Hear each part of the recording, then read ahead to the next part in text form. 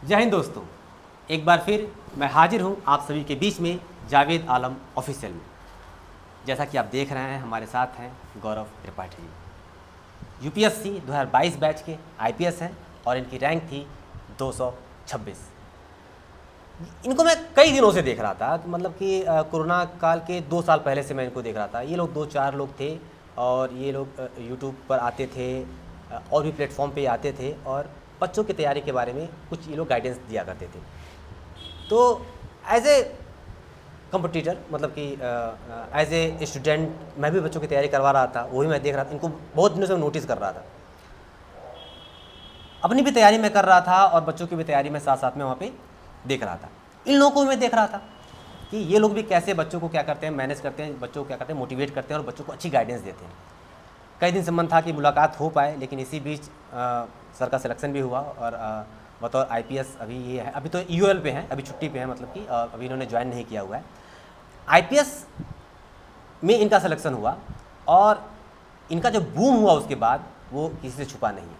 लेकिन ऐसा नहीं कि उसी से इनका बूम हुआ, इनके पास जो हुनर था, जो टैलेंट था, वो बच्चों को बहुत पहले से तैयार रहते। जैसा कि होता है कि सिलेक्शन के बाद मेरा भी सिलेक्शन हुआ तो मुझे भी बहुत सिलेक्शन से बहुत बूम मिला, सर को भी बहुत बूम मिला।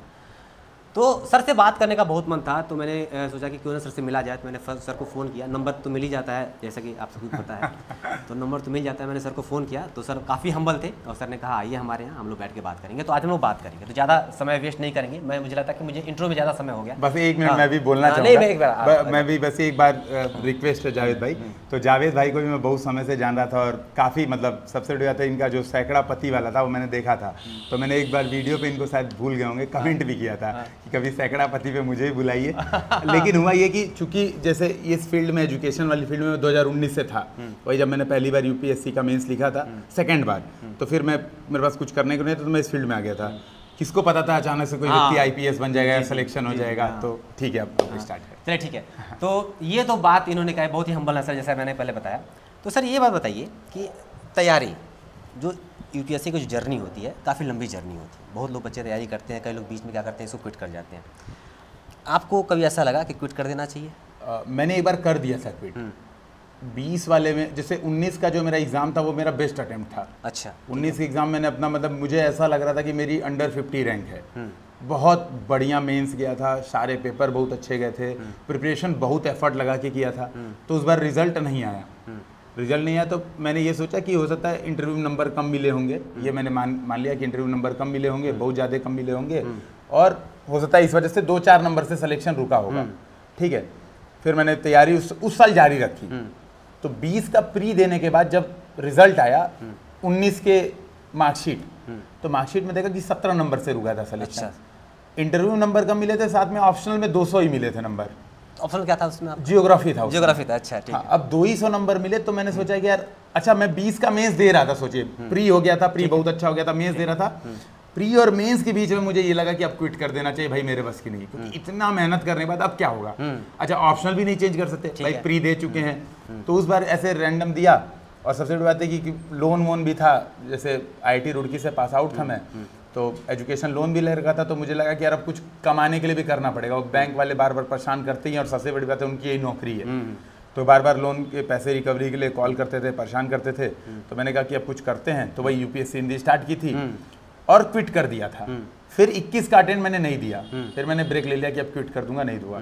1 साल में जब चीज़ें स्टेबलाइज हो गई, लोन चुकता हो गया, ये सब हो गया, तो फिर मेरा दोस्त है गौरव जिंदल, यूएसए में रहता है। अच्छा। तो उसने कहा कि भाई एक बार और दे ले अटेम्प्ट, है ना, अगर लगता है मन है तो बाकी हम लोग सपोर्ट करेंगे। कोचिंग चलानी होगी तो कोचिंग ही बहुत बढ़िया से चलाएंगे, लेकिन एक बार अटेम्प्ट और दे ले। तो मैंने कहा चलो यार, जब इतने लोग, फिर घर पे भी लोग यही कह रहे थे कि ठीक है एक बार और दे लो। तो वही 22 वाला अटेम्प्ट दिया था और हो गया सिलेक्शन। नहीं, ये एक बात बताइए, कोचिंग की तैयारी आप करवा रहे हैं, ठीक है, और अपनी भी तैयारी कर रहे हैं। मैं भी कराता हूँ, मेरी भी, हम लोग आपस में कंप्यूटर भी एक तरीके से, लेकिन यहाँ पे मजे में बात कर रहे हैं हम लोग। बहुत दुविधा हो जाती है कभी कभी, अपना पढ़ें बच्चों को पढ़ाएं। तो क्या हम बच्चों के साथ न्याय कर पाते हैं कि नहीं? बहुत बड़ी बात है। तो पता है क्या हुआ था, ये आपने बहुत सही बोला। ऐसा होता था कि जैसे जैसे एग्जाम नज़दीक आते थे तो यूट्यूब पे समय कम होते जाता था। अच्छा, बच्चों को ज़रूरत एग्ज़ाम के समय सबसे ज़्यादा होती है। अगर आप एज अ कोचिंग इंस्टीट्यूट है तो बच्चों को ज़रूरत आपको एग्ज़ाम में बहुत ज़्यादा होती है एग्ज़ाम में। तो इसीलिए मैंने ये किया था कि कोचिंग इंस्टीट्यूशन को एक लिमिट में ही रखा था, वही चीज पढ़ाते थे। जैसे अब मैं बताता हूँ, जैसे उस समय जब मैंने स्टार्ट किया था 19 में, तो हमने सृजन नाम का वही आंसर राइटिंग, शायद आप एक बार जुड़े थे उससे, ठीक है। तो उसमें क्या था ना, उसमें ये था कि वो प्री के पहले 4 महीने अपने आप बंद होता था, भाई प्री के समय कोई लिखेगा नहीं आंसर। अच्छा, हम लॉन्ग टर्म की तैयारी नहीं कराते थे कभी भी कि 27 में आपको एग्जाम देना है तो आप आज से तैयारी करो। हम उन्हीं बच्चों को, मतलब हमारे पास लोग भी बहुत कम थे भाई, 4 ही 5 उस समय लोग थे, ज़्यादा लोग भी नहीं थे, तो हम एग्जाम की तैयारी वैसे ही करते। अच्छा, प्री जब नज़दीक आता था तो सारे पेड बैचेस बंद करके, जैसे मान लीजिए 4 महीना प्री बचा, 3 महीना प्री बचा, तो मैं एकमात्र व्यक्ति बचा, मेरे साथ जो बाकी लोग थे वो एग्जाम देने के लिए भाई कि अब खत्म है, अब हम एग्जाम देंगे। मैं कहता था, मैं बार बार यही लगता था कि यार ये तो बहुत धोखाधड़ी हो रही है, और अंदर से जो आप बोले वो फील आती थी, इसमें झूठ नहीं बोलूंगा कि नहीं ऐसा नहीं लगता है, ऐसा लगता था। तो मैं ये कहता था चलो मैं कम से कम एटलीस्ट गाइडेंस वीडियोस बनाता रहूंगा। तो मैं 10-10, 15-15 मिनट की डेली, कि ना मेरी तैयारी हैम्पर हो, ना स्टूडेंट्स को ये लगे कि ये देखो ये व्यक्ति एकदम भाग चढ़ा हुआ है, तो मैं 15-15, 10-10 मिनट के वीडियोस की, पेपर ऐसे अटेम्प्ट करना है, ये ऐसे करना है, ये चीज़ ऐसे मैनेज करनी है, वो बताता था। फिर वही जब 21 वाला जब प्रोसेस हो गया, अटेम्प्ट बैक लिया, तो मैंने डिसाइड किया था नहीं अब मैं फुल टाइम कोचिंग ही पढ़ाऊंगा, अब नहीं यूपीएससी का जानता, क्योंकि वो हर बार यही साइकिल चल रही थी ना। जैसे देखिए 2 साल शुरुआत के तो मन को भी नहीं पता चला कि यार बच्चों के साथ ऐसा हो रहा है, लेकिन जब ये लगा ना कि ऐसा हो रहा है तो मैंने डिसाइड किया कि नहीं भाई फिर नहीं ऐसा अंदर से भी गिल्टी फील आता है कि नहीं बच्चों को दे नहीं पाया, आता है ईमानदारी से। एक बात बताइए एकदम ईमानदारी कि ये पहले तो आपका यूपी, इनको मैं बहुत पहले से देख रहा हूँ, ठीक है, क्योंकि इनके वीडियोस आते थे, तो ये पहले लिखते थे यूपीएससी हिंदी विद गौरव। हाँ। तो विद गौरव कहाँ चला गया, ये मुझे जानना जरा बता दीजिए। विद गौरव का ये सीन था, देखिए क्या हुआ कि मैंने जब स्टार्ट किया था यूपीएससी हिंदी तो अकेले स्टार्ट किया था, तो 1 मैन आर्मी एकदम 4 अक्टूबर का दिन था, नेपाल जा रहे थे घूमने, तो मैंने रास्ते में डिसाइड किया। अच्छा, भैया उस समय मना कर रहे थे, भैया कहते नहीं ये सब करोगे फिर अभी एग्जाम दे रहे हो, मेंस दे के जस्ट आया था भाई, मेंस खत्म हुआ तुरंत आया, तुरंत नेपाल घूमने गया कि भाई मेंस खत्म हुआ थोड़ा घूमने चलते हैं, है ना, भगवान बुद्ध भी को जो है स्थली घुमाते हैं। तो क्या हुआ कि ये समझिए बस उसी समय स्टार्ट किया था, तो पहले दिन नाम वही रखा था यूपीएससी हिंदी विद गौरव, बहुत सारे उसमें चैनल चलते थे, IAS with that, UP PCS with that, तो मैंने भी वही मिलता जुलता अच्छा मतलब हिंदी विद गौरव स्टार्ट किया। फिर क्या हुआ कि 1-2 मेरे दोस्त सब परेशान थे, ठीक है, फिर ये भी देख रहा था कि अपने को भी पैसों की जरूरत थी। रियलिटी देखिए, इकोनॉमिक फैक्टर बहुत इंपॉर्टेंट होता है, इसमें झूठ बोलने बिना पैसे कुछ काम ही नहीं हो सकता ना। तो मुझे भी पैसों की बहुत जरूरत थी, तो पैसों की जरूरत तभी भाई यूट्यूब पे वीडियो से पैसे नहीं आते हैं, आपको ना नहीं के बराबर रेवेन्यू आता है, कुछ नहीं पैसा आता है यूट्यूब से। तो मैंने ये सोचा कि यार अगर इसको हम प्रॉपर कोचिंग का रूप देंगे ना, तभी स्टूडेंट्स आएंगे और तभी हम ग्रोथ भी कर पाएंगे, तभी पैसे भी आएंगे। तो क्या हुआ कि 1-2 मेरे दोस्त थे, वो दृष्टि में और विजन में उन्होंने इंटरव्यू दिया था, और मतलब रिटन टेस्ट दिया था, तो उनका नहीं हुआ था वहाँ पे, मेरे साथ के ही बैचमेट्स थे, तो नहीं सिलेक्शन हुआ, तो बड़े फ्रस्ट्रेटेड थे। तो एक मेरे तीसरे दोस्त ने मुझे कॉल किया, मुझे कॉल करके बोला कि यार तुम्हारा ये दोस्त है, बताओ तुम लोग की कैसी दोस्ती आ रही है, 11th से तुम लोग साथ में हो, है ना, और इतना व्यक्ति फ्रस्ट्रेटेड चल रहा है, तुम लोग जो है मतलब एकदम इग्नोर कर दे रहे हो, अकेले अपना चला रहे हो कुछ। मैंने कहा बुला भाई सबको मिलाएंगे, हम मुझे भी जरूरत थी, रियलिटी यही है दोनों की, वो कहते ना बन गया कॉम्बिनेशन, जरूरत थी, तो मैंने सबको बुलाया। तो फिर ये डिसाइड किया कि अगर मैं गौरव आगे रखूंगा तो बाकी लोगों को ये लगेगा कि अपने पर्सनल को गेन करना चाह रहा है और हमारा नाम यूज कर रहा है। तो मैंने इवन उसमें भैया ने बोला कि नहीं, गौरव हटाने से क्या होगा, सर्च जो यूट्यूब पे सर्च होता है तो वो घट जाता है, एल्गोरिदम ऐसा ना, अगर आप नाम चेंज कर देंगे वो तो घट जाएगा, तो घट जाएगा। मैंने फिर भी बात नहीं सुनी, मैंने हटा दिया, मैंने कहा नहीं ये थोड़ा सा नेचुरल रहेगा। तो भाई गौरव से अच्छा यूपीएससी हिंदी वहां पे बनी। अच्छा, अच्छी चीज भी हुई, अच्छी चीज ये जो इसमें सकारात्मक हुई, क्योंकि मेरा सिलेक्शन हो गया है, सिलेक्शन हो गया तो मैं पढ़ा नहीं सकता ना, मेरे पास समय है कि मैं पढ़ा पाऊंगा, ठीक है, मैं बस यही कभी मेंटरशिप दे दिया, कभी गाइडेंस दे दिया, कभी 2-4 बच्चों से बात कर लिया, मेरे पास इतना ही समय रहेगा। खास तौर पे दिसंबर से, मेरी ज्वाइनिंग दिसंबर में हो जाएगी, तो उसका समय मिलेगा नहीं। ये तो नाम तो आपने पहले हटा लिया था ना, नाम तो 19 में हटा दिया। ये कोई ये नहीं कह सकता कि आपने आईपीएस बनने के बाद नाम हटाया, नाम आपका पहले हट गया। वो अच्छा हुआ, मैं ये कह रहा था ये अच्छा हो गया, सही कह रहा है, ये अच्छा। अच्छा एक बात और मैं बहुत मुझे जानने की इच्छा होती है कि यूट्यूब पर मैं देख रहा हूँ कि कई जो टॉपर्स आते हैं, first rank, second rank, third rank जो भी आते हैं, ठीक है, उनका एक अलग चैनल बन जाता है और वो लोग पढ़ाना शुरू कर देते हैं, ठीक है। जैसे आपकी बात मैं नहीं कर रहा, आप तो मान लीजिए आईपीएस बाद में बने, आपकी जो मेंटरिंग है वो बहुत पहले से हो पा रही है, तो बच्चों को किस दिशा में जाना चाहिए? जो टॉपर्स हैं उन्होंने चैनल बना लिए और वहाँ पे वो लोग काम करना शुरू कर दिया, वहाँ पे हर टॉपर्स वीडियो पे जाना चाहिए या फिर कोई एक्सपीरियंस्ड हो वहाँ पे उनको जाना चाहिए, क्या करना चाहिए उन्हें? इसमें जो मेरा सुझाव है वो क्योंकि वो टॉप किए, ये भी है, मैं कह सकता कि आप ये कहेंगे एक्सपीरियंस, क्योंकि उन्होंने टॉप किया है, हो सकता है उनकी रणनीति अच्छी हो, ये होती है जनरली। मेरा इसमें मानना ये है, टॉपर्स वीडियो हमेशा बेनिफिशियल होते हैं, लेकिन इसमें एक कॉशन के साथ, क्वेश्चन मार्क पहले ही बता दे रहा हूँ, है ना, क्वेश्चन मार्क ये है, आप रैंडम बैठ के टॉपर्स की वीडियो नहीं देख सकते कि आप हर दूसरे दिन आपको आप इस वजह से नहीं देते कि यूपीएससी में मेरे हिसाब से ना जो एक हम लोगों ने इमोशनल इंटेलिजेंस पढ़ा होगा और एक पढ़ा था हमने, उसमें इमोशनल इंटेलिजेंस का एक एलिमेंट था सेल्फ मोटिवेशन। यूपीएससी ऐसा एग्जाम है कि सेल्फ मोटिवेशन बहुत ज़्यादा जरूरी है, बहुत ज़्यादा, सबसे ज़्यादा कोई जरूरी है सेल्फ मोटिवेशन। आप बार बार डिमोटिवेट और आप सोच रहे कोई टॉपर की वीडियो देख लूँगा मैं मोटिवेट हो जाऊँगा, तो ये चीज़ सही नहीं है। हाँ, स्ट्रेटजी क्या होता है, जैसे मेरे हिसाब से ऐसा होना चाहिए, आपने जब डिसाइड किया कि आप तैयारी करेंगे, यूपीएससी की तैयारी करेंगे या पीसीएस की तैयारी करेंगे, तो 2-4 हफ्ते लगाइए, नुकसान नहीं है उससे। ढेर सारे टॉपर्स की वीडियो देखिए और सारे नोट करिए कि इसने ये चीज़ बताई, पॉलिटी पढ़ना है तो इसने ऐसा बताया, इसने ऐसा बताया। फिर अपना देखिए कि आप क्या कर सकते हैं। कई बार मान लीजिए मैंने आपसे कहा कि यार ये 3 तल्ले से कूद जाऊंगा, मैं फेमस हो जाऊंगा, आप कूद जाएंगे? बिल्कुल नहीं कूदेंगे। सीधी बात है, आपको पता नहीं यार मेरे हिसाब से तो ये चीज़ नहीं है, मेरे लिए नहीं बनी है। जो हो सकता है जो जिंदा रह पाता है वो कूद जाता है। भाई बड़े सारे स्टंट दिखाते हैं यूट्यूब पे, नहीं कूदते हैं। आप उस हिसाब से फिर डिसाइड कीजिए कि आपके लिए क्या सही है। ये देखिए तो थोड़ा सा राय मिलती जुलती है। हाँ। कि मैं भी चाहता हूँ कि बच्चे देखिए हर टॉपर्स की वीडियो आप देखने जाएंगे, फिर आपका समय भी लॉस होगा। हाँ। और रणनीति बार बार आप बदलेंगे, क्या पता है उसकी रणनीति अलग हो, उनकी रणनीति अलग हो, आप थोड़ा सा आप कन्फ्यूज हो जाएंगे। बच्चे बहुत फ्रस्ट्रेट हैं, क्या किया जाए इसके बारे में? मैं इसमें एक चीज़ बोलूँगा, बच्चों को बतौर मेंटर मैं भी, मुझसे ये बच्चे पूछते हैं, मैं बहुत कभी कभी तो बहुत ही डाउन फील करता हूँ, मैं क्या करूँ बच्चों के लिए, कैसे कैसे क्या राह दिखाई जाए इन लोगों के लिए। इसमें जानते हैं मेरे हिसाब से, मैं अपने व्यक्तिगत एक्सपीरियंस से बोलूँगा, मेरा व्यक्तिगत एक्सपीरियंस ये कहता है कि देखिए समय के साथ हमारा फ्रस्ट्रेशन, देखिए जब हम तैयारी स्टार्ट करते हैं तो हमारा फ्रस्ट्रेशन इस वजह से होता है कि सिलेबस इतना बड़ा है, हम कैसे करें, कैसे कवर करें, बहुत सारी किताबें हैं, यहाँ से हमारा फ्रस्ट्रेशन स्टार्ट होता है। 6 महीने साल भर बाद सिलेबस खत्म हो जाता है, तैयारी भी ठीक ठाक हो चुकी होती है। अब हमारा फ्रस्ट्रेशन इस बात से जाता है कि हमारा पहला अटेम्प्ट हुआ, हमारा प्री नहीं हुआ, दूसरा अटेम्प्ट भी हो गया, हमारा प्री नहीं हुआ, तीसरा अटेम्प्ट भी हो जा रहा है, हमारा प्री नहीं निकल रहा है, चौथा भी हो जा रहा है, हमारा प्री नहीं निकल रहा है, और हम 4-5 साल इस जर्नी में आ गए, हम कुछ अचीव नहीं किए। और यहाँ से फ्रस्ट्रेशन सिलेबस बड़ा ना होके यहाँ से फ्रस्ट्रेशन कि हमारा शिफ्ट हो जाता है सिलेबस। हाँ, कि पैसे नहीं आ रहे हैं, हमारा शादी ब्याह कब होगा, हमारा घर कैसे चलेगा, मम्मी पापा का होप, रिश्तेदारों का, तो फ्रस्ट्रेशन चेंज हो जाता है समय के साथ। स्टार्टिंग में सारे रिश्तेदार सपोर्ट करते हैं, अरे भाई गजब यूपीएससी की तैयारी करेगा हमारा बचवा, चलो बेटा एकदम मचा देना। समय के साथ अरे तुम्हारा प्री नहीं हुआ, इधर रिजल्ट है तुम्हारा क्यों नहीं हुआ, तो वो चीज़ें चेंज हो जाती हैं फ्रस्ट्रेशन में।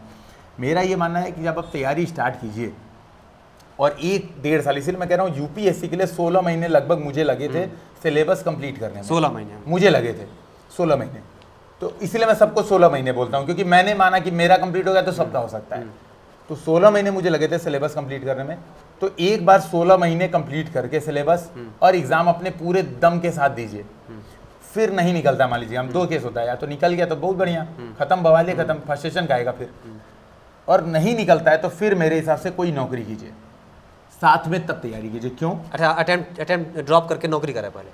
नहीं, साथ में अटेम्प्ट के साथ तैयारी कीजिए। अच्छा, मान लीजिए 3 अटेम्प्ट, मान लीजिए आपका 1 अटेम्प्ट हो गया, 3 अटेम्प्ट नहीं हुआ, 3 अटेम्प्ट नहीं हुआ तो चौथे अटेम्प्ट में नौकरी के साथ ही दीजिए, फिर बिना नौकरी के मत कीजिए। आप इवन छोटी मोटी ऐसी जॉब कर लीजिए जिसमें, देखिए अच्छा एक बार जैसे मैं अपना बता रहा हूँ, जॉब में फिर करेंगे, फिर जॉब में फंस जाएंगे। नहीं, मैं बता रहा हूँ नहीं फंसा ना, यही थिंकिंग चेंज करवानी है।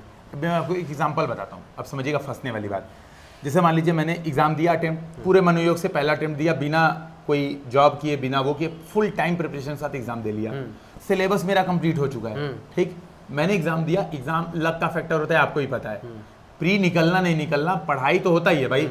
100 क्वेश्चन में से 60 सही हो जाना ये पढ़ाई का फैक्टर है, 40 सही हो जाना पढ़ाई का फैक्टर है, लेकिन 75 सही करना, 70 सही करने में आपका लक मैटर करता है। यही कट ऑफ होती है, वही 70 तो कट ऑफ होती है, नहीं तो कट ऑफ सब लोग निकाल लेते हैं मेहनत करने वाले। तो भाई बाई चांस आपका लक से नहीं होता है, लेकिन आपने तैयारी तो की थी ना। और इसीलिए तैयारी के दौरान मैं बार बार स्टूडेंट से कहता हूँ, शीशा अपने सामने रखो, शीशे में देखो कि यार तुम ईमानदारी से रोज पढ़ाई कर रहे हो कि नहीं कर रहे हो। अपने आप से बात करोगे ना, एकदम ईमानदारी से बात करोगे, 6 घंटे 8 घंटे तुम पढ़ाई कर रहे हो कि नहीं कर रहे हो, ये चीज़ देखो। तो मैं आपसे बताता हूँ कि फिर क्या होता है, जब आप ये कर लेते हैं ना, फिर मान लीजिए अब अगले साल आपको एग्जाम देना है, प्री से अगले साल का प्री 1 साल, आपके पास समय खाली खूब रहता है, तो आप फ्रस्ट्रेट होना शुरू करते हो। फ्रस्ट्रेशन, अगर आप व्यस्त रहो ना, फ्रस्ट्रेशन होगी ही नहीं। तो आप मुझे 4-5 घंटे काम करें ना, अगर कि ऐसी कोई नौकरी करें पार्ट टाइम, या कोई ऐसी फुल टाइम नौकरी जिसमें 6 से 8 घंटे का काम हो, 7 घंटे का काम हो, तो भी आपके पास 4 घंटे 5 घंटे रेगुलर पढ़ने का समय मिलेगा। वीकेंड पे हर नौकरी में छुट्टी होती है, कोई ऐसी नौकरी नहीं होती मेरे भाई जिसमें रोज जाना पड़ता हो। नहीं, कोई प्राइवेट जॉब अगर पकड़ लिया तो तब क्या होगा? तो उसको फिर पार्ट टाइम करिए। पार्ट टाइम प्राइवेट जॉब ऐसा करिए कि 4 ही 5 घंटे। भाई फिर ऐसा मत करिए कि हमें 1 करोड़ की नौकरी करनी है या 1 लाख रुपए पर हाँ, जो अपने खर्चे निकल जाए वो करिए। बस 20 से 25 हजार 30 हजार भी हमें सैलरी मिल रही हो, अगर इतना भी हमें आ रहा हो कि हमारा खर्चा निकल जाए, रहने खाने का, घर वालों से ना मांगना पड़े दोबारा, है ना, घर वालों को फ्रस्ट्रेट ना करना पड़े, तो बेहतर है आप ऐसा कुछ काम पकड़िए और ये काम ले जाइए जनवरी तक, अगले दिसंबर जनवरी तक यही काम करते रहिए। साथ साथ में 4-5 घंटा रिवीजन, आंसर राइटिंग की प्रैक्टिस करते रहिए। फिर जनवरी से आप डिसाइड कर सकते हैं, या तो छुट्टी ले सकते हैं, जॉब छोड़ के स्विच कर सकते हैं। कुछ ऐसा करते हैं कि ठीक है प्री नजदीक आ गया, 3-4 महीने प्री बचे हैं तो फुल फोकस प्री को दे लिया। ये सर का कहना है कि आप 1-2 साल जम के तैयारी करिए, हाँ, उसके बाद तीसरे चौथे से आप थोड़ा सा पार्ट टाइम जॉब करना शुरू और करिए, प्लान बी पे भी हाँ। फिर सोचना शुरू कर दीजिए। क्योंकि भाई एक सर, मैं झूठ नहीं बोलूंगा, आपको ये बात पता है, एक मतलब हो सकता है मेरे लिए ये बात हो, इसीलिए मैं कह रहा हूँ कि सबके लिए सिचुएशन अलग अलग होती है। एक रियलिटी है कि सबका सिलेक्शन तो नहीं हो सकता। लक फैक्टर तो होता है, मैं मानता हूँ बिल्कुल तरीके से। मैं भी मानता हूँ, मैं भी लक फैक्टर मानता हूँ कि तो, भाई हाँ। 90% आपकी मेहनत है, 10% आपका लक नहीं है, तो आप मेहनत करते रहिए। मैं यहाँ आपका पे नहीं थोड़ा होगा। सा आपसे अलग मान, मेरा मानना है, मतलब वही परसेंटेज है, मेरा ना 70% 60% आपकी मेहनत है। क्योंकि ना भाई मैं आपसे यही कहा ना, सोचिए एक व्यक्ति का यूपी पीसीएस में नहीं हुआ, मैं आपके सामने हूँ भाई, यूपी और इंटरव्यू मुझे पता 74 नंबर मिले थे। उस साल के सेकंड हाईएस्ट नंबर मेरे इंटरव्यू में थे यूपी पीसीएस में, 74 नंबर। मुझे कहाँ ठोका? अच्छा, मैं फिर सोचा कि यार मुझे हो सकता है ऑप्शनल में नंबर कम मिला। आदमी सोचता है ना, कैलकुलेशन करता है कि यार अब कहाँ गड़बड़ हुआ होगा। रिजल्ट आ रहा देख रहा हूँ, जो सबसे बढ़िया पेपर गए थे उसमें नंबर सबसे खराब। जीएस के पेपर में 350 ही नंबर मिले थे मुझे यूपी पीसीएस में। बिल्कुल बर्बाद कर दिया था जीएस पेपर में, कई नंबर ही नहीं मिले थे। जबकि जीएस का पेपर ऐसा था, मैं बता रहा हूँ, फैक्चुअल। अच्छा, उसके पहले मुझे जीएस में 400 प्लस मिल चुके हैं, यूपी पीसीएस में ही। इसको क्या बोलेंगे आप? लक नहीं तो और क्या है? बिल्कुल नहीं, मैं तो मानता हूँ, बस परसेंटेज का थोड़ा सा थोड़ा ज्यादा थोड़ा कम। अच्छा ये बताइए, ये तो ठीक है, बेरोजगार तो फ्रस्ट्रेट है ही है, जो रोजगार में है, जो नौकरी में, वो भी फ्रस्ट्रेट है। वो वहाँ तो ढंग से काम कर नहीं पा रहा है, वो सोच रहा है हमारा यूपीएससी निकल जाए, वो कैसे पढ़ाई जीवन, यहाँ पे जीवन देखिए ये क्या ना। अच्छा, इसमें कई सारे वर्किंग लोग हैं, मिलते हैं। मैं और ऐड करता हूँ, करिए। जिनका यूपीएससी निकल गया तो मन से ही सर्विस नहीं मिली। जैसे कई लोग को आईपीएस में मान लीजिए सेटिस्फेक्शन नहीं मिल रहा है, तो वो फ्रस्ट्रेट है कि यार आईएएस बनना है, फिर से एग्जाम दे रहे हैं। कई लोग को आईआरएस में नहीं सेटिस्फेक्शन मिल रहा है, तो यार आईपीएस बहुत सही है, हम आईपीएस बनना चाहते हैं। अच्छा, अब जिनको आईएएस और आईपीएस सर्विस भी मिल गई, मान लीजिए, जैसे 2 सर्विस जनरली मानते हैं कि ठीक है ये दोनों सर्विस तो ठीक है, फिर काम हो गया मान लीजिए, जिसमें आईएएस एकदम फर्स्ट नंबर पे, सेकंड नंबर पे आईपीएस भी। जैसे 60% हमारे जो बैचमेट थे वो ये मानते थे कि एकदम हैप्पी है विद सर्विस, बहुत खुश है। ठीक है, तो अब क्या है, इनकी अब ये फ्रस्ट्रेशन फिर स्टार्ट होती है कि कैडर कौन सा मिलेगा, कैडर कौन सा मिलेगा। कैडर अलॉटमेंट हो जाता है तो फिर होता है कि भैया डिस्ट्रिक्ट पे कौन आ रहा है, कौन डिस्ट्रिक्ट से। तो फ्रस्ट्रेशन तो देखिए जीवन भर, आप अगर यहाँ पे व्यक्तियों को, बच्चों को और सभी लोग को ये सोचना है। नहीं, ये तो हम लोग दूसरी तरफ जा रहे हैं। नहीं, जा नहीं रहा हूँ मैं ये कह रहा हूँ कि भाई जो वर्किंग है, जिसको यूपीएससी दे रहा है, वो तैयारी कैसे करें? यहीं पे आ रहा था, मैं आ रहा था यहीं पे। मैं वो तो संत बन जाएगा, फिर उसकी अपनी इच्छा छोड़ देगा। नहीं, मैं इच्छा छोड़ने के लिए नहीं कह रहा हूँ, बात समझिए, मैं इसीलिए कह रहा हूँ, मैं ये कह रहा हूँ हमें एक चीज समझनी पड़ेगी कि जब फ्रस्ट्रेट होइए, ये समझिए हमसे नीचे वाला कितना दुखी है, उसका दुख दुख के आपको थोड़ा फ्रस्ट्रेशन कम हो जाएगी। बस इतना कहना चाह रहा था मैं, ये नहीं बताया। मैं कहता क्योंकि फ्रस्ट्रेशन हर लोग है, फ्रस्ट्रेशन में आपको क्या लगता है, मैं नहीं हूँ फ्रस्ट्रेट, आप नहीं, आप किसी हो सकता है व्यक्तिगत कारण से फ्रस्ट्रेट हो, मैं हो सकता है किसी बाहरी कारण से फ्रस्ट्रेट हूँ। जीवन में अब यहाँ पे डिपेंड करता है कि आप फ्रस्ट्रेशन को अपने पर हावी कितना होने देते हैं। क्या फ्रस्ट्रेशन आपको तबाह कर देती है या आपको मोटिवेट कर देती है? जैसे कई ऐसे एस्पिरेंट को मैं जानता हूँ कि नौकरी, मेरा एक दोस्त ही है, पहले हमारे यूपीएससी हिंदी में कॉपी चेक करता था, फिर वो आरबीआई में सेलेक्ट हो गया। ठीक है, आरबीआई ग्रेड बी में सेलेक्ट हो गया। आरबीआई ग्रेड बी में फिर वो जॉब करते करते, और विद जॉब 8-10 घंटे की जॉब होती है, और ग्रेड बी समझ रहे हैं आप, बहुत जिम्मेदारी वाली जॉब होती है, मतलब नेक्स्ट टू यूपीएससी वही है। करते करते उसने एग्जाम दिया, फिर आईआरएस बना, अभी कस्टम एंड सर्विस में, आईआरएस कस्टम में। तो डिपेंड करता है कि आप अपने आप को मोटिवेट कर पा रहे हो कि नहीं। कई लोग को ये रहता है ना कि यार हमें निकलना है। देखिए यहाँ पे जो मेरा कंक्लूजन है इस मामले में, निकलने का 2 तरीका है इस जॉब से। या तो हम फ्रस्ट्रेट होकर रोते रोते निकले, या हम एफर्ट करके बढ़िया जॉब, बढ़िया जगह प्लेस्ड होकर निकले। और हमें मेरे हिसाब से सेकंड वाला ही सेलेक्ट करना चाहिए बजाय कि फर्स्ट वाला। नहीं, फ्रस्ट्रेट तो बिल्कुल नहीं होना है, मेहनत करना है, और ये हो जाए कि कहीं हमारा हो जाए, कहीं निकल जाए, निकलिए वहां से। बिल्कुल नहीं, अभी भी मेरा जवाब मिला नहीं हमको। अच्छा, चल वो जो नौकरी में है वो तैयारी कैसे करे, मतलब। अच्छा, ये मेन क्वेश्चन था। मैं ये तो, अच्छा मुझे लगा कि फ्रस्ट्रेशन नहीं, फ्रस्ट्रेशन बाद में ये कह रहा हूँ कि वो तैयारी करना चाह रहे हैं, वो नौकरी भी ढंग से नहीं कर पा रहे हैं और अपनी तैयारी भी ढंग से नहीं कर पा रहे हैं। यहाँ पे मैं एक चीज कहूंगा, बेहतर ये है कि आपको प्रायोरिटी डिसाइड करनी पड़ेगी। यहाँ पे प्रायोरिटी डिसाइड करनी पड़ेगी। नौकरी छोड़ दे? नहीं, नौकरी देखिए यही मैं कह रहा हूँ, कई बार क्या था, मैं बोलता हूँ कुछ लोग को छोड़ने के लिए भी मैंने बोला। मैं एक व्यक्ति को, और मैं नाम नहीं लूंगा उसका यहाँ पे, लेकिन हर कोई नौकरी छोड़ता चलेगा तब तो खाली हो जाएगा। जाएगा। आपसे बता रहा हूँ, मैं आपसे ये बता रहा हूँ, एक व्यक्ति से मैंने नौकरी छुड़वा दी, और देखिए वही कह रहा हूँ, विद ग्रेस ऑफ गॉड वो इस बार यूपीएससी का मेंस लिखा। वो बंदा सोचिए वो इतना, अच्छा नौकरी उसने छोड़ दी अपनी यूपीएससी के लिए? मैंने बोला कि तुम छोड़ दो भाई। अच्छा छोड़ दिया उसने? और हाँ, उसकी सरकारी नौकरी थी, छुट्टी नहीं मिल रही थी, और लड़का बहुत टैलेंटेड था। मतलब मैं सीरियसली बता रहा हूँ, वो अगर सेलेक्ट हो गया ना तो मतलब वो लोगों के लिए रोल मॉडल है वो व्यक्ति। नहीं सेलेक्ट हुआ तो फिर आप ही को कहेगा आपने नौकरी छोड़वा दी। बिल्कुल सुनने के लिए तैयार हूँ, और मैं बिल्कुल मैं सुनने के लिए तैयार हूँ। मैंने वही कहा था कि तुम नौकरी छोड़ोगे, बहुत सारे जगहों पे सेट कराएंगे। वो ऐसा व्यक्ति है ना, वो जीवन में कुछ भी करेगा ना, वो मैं बता रहा हूँ, देखिए मैं उसका नाम, बस ये मैं नाम गलती से निकल ना जाए, वो ऐसा व्यक्ति है, मैं जानता हूँ, वो अगर लोहे को छू देगा वो सोना बनाने वाला व्यक्ति है।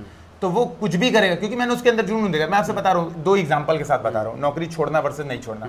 एक व्यक्ति आया मेरे पास, रेलवे के बढ़िया लेवल पे काम कर रहे थे रेलवे में, कह रहे सर बड़ा काम रहता है, फर्स्ट समय पढ़ नहीं पाते। मैंने कहा वीकेंड निकलता है? हाँ वीकेंड तो 2 दिन छुट्टी रहती है। अब देखिए नौकरी पेशा लोगों की जीवन, वीकेंड 2 दिन तो छुट्टी रहती है जनरली, नॉर्मली 5 दिन का आपका काम है वर्कलोड। सेंट्रल सर्विसेज में मिलता है वीकेंड में, स्टेट में नहीं मिलता है। स्टेट में 1 दिन तो मिलता है, 1 दिन मिलता है। मैं वही अभी सुनिए एक बार बतिया समझिए। अच्छा फिर क्या है, अच्छा स्टेट सर्विस में भी आप सेलेक्ट हुए हैं तभी ना, पढ़ के ही तो सेलेक्ट हुए हैं, तैयारी तो हो ही चुकी थी, बस ये था कि आप एसडीएम नहीं बन पाए। यही तो था कि आप ठीक है आपको एसडीएम बनना नहीं, माने कोई टीचर है कोई यूपीएससी करना चाह रहा है, मैं यही बता रहा हूँ, कोई लेखपाल है कोई यूपीएससी करना चाह रहा है, इसमें भी ये सब और छोटी नौकरी वो यूपीएससी बिल्कुल बिल्कुल बिल्कुल मैं यही बता रहा हूँ कि यहाँ पे क्या है, यहाँ पे हमारी माइंडसेट है। एक हो रहा है कि हम फ्रस्ट्रेट हो रहे हैं लेकिन पढ़ भी नहीं रहे हैं, और एक और हम पढ़ रहे हैं लेकिन काम इतना ज्यादा है कि फ्रस्ट्रेट हो रहे हैं। तो दूसरा वाला व्यक्ति ये था जिसका मैं नाम ले रहा हूँ, कि इसके पास काम इतना ज्यादा हो जाता था कि ये पढ़ नहीं पाता था। पढ़ने में बहुत टैलेंटेड था, इसके पहले उसने यूपी पीसीएस का इंटरव्यू दिया हुआ था, ठीक है।